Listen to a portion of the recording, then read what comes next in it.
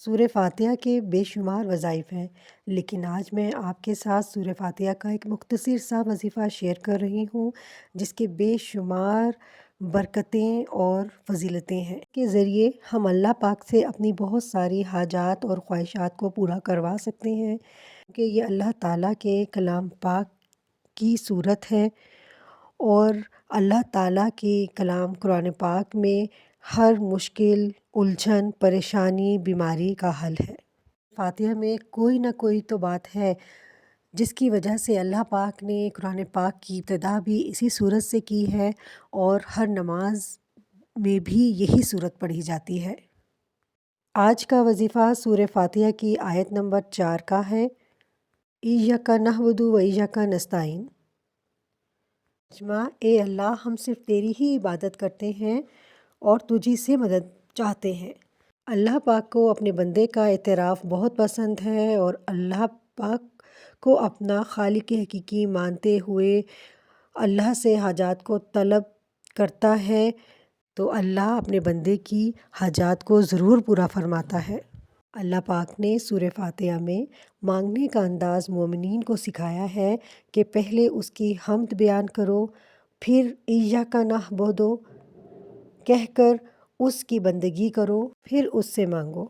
ایاک نعبد کے بعد ایاک نستعین بھی اس لیے کہا گیا کہ ہماری عبادت فرشتوں کی طرح نہیں ہے۔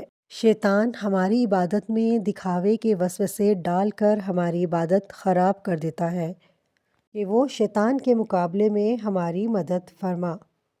یہ انتہائی آسان وظیفہ ہے، ہر کوئی کر سکتا ہے، اس کا کوئی بھی وقت مقرر نہیں ہے، کسی بھی وقت آپ یہ عمل کر سکتے ہیں۔ ہر نماز کے بعد بھی آپ یہ عمل کر سکتے ہیں، یا کسی بھی ایک نماز آپ مخصوص کر سکتے ہیں اس عمل کے لیے۔ اول و آخر 11 بار درود پاک کے ساتھ ایک تسبیح ایاک نعبد و ایاک نستعین پڑھنا ہے، یعنی 100 بار آپ نے ایاک نعبد و ایاک نستعین پڑھنا ہے۔ اول آخر 11 مرتبہ درود پاک پڑھنا ہے، کیونکہ درود پاک کے پڑھنے سے اللہ پاک آپ کی دعا کو قبولیت عطا فرماتا ہے۔ سورہ فاتحہ کی اس ایک آیت سے ہم اللہ پاک کی بہت سی برکتیں اور رحمتیں سمیٹ سکتے ہیں، اور اللہ پاک سے اپنی بہت ساری حاجات اور خواہشات کو پورا کروا سکتے ہیں، کیونکہ آیت آپ کے رزق کے مسائل حل کرتی ہے۔ قرآن پاک کی یہ ایک آیت پڑھنے سے آپ کی بیماریاں بھی ختم ہوں گی، سب سے بڑھ کر آپ کے دل کی ہر خواہش اللہ پاک پوری فرمائے گا۔ اللہ پاک کے قبضۂ قدرت میں ہر چیز ہے، بے شک اللہ ہر چیز پر قادر ہے۔ اس عمل کو کرنے کے بعد اللہ پاک کی بارگاہ میں فوری دعا کرنی ہے۔ اس عمل کو آپ نے جب تک کرتے رہنا ہے جب تک آپ کا مسئلہ حل نہیں ہو جاتا۔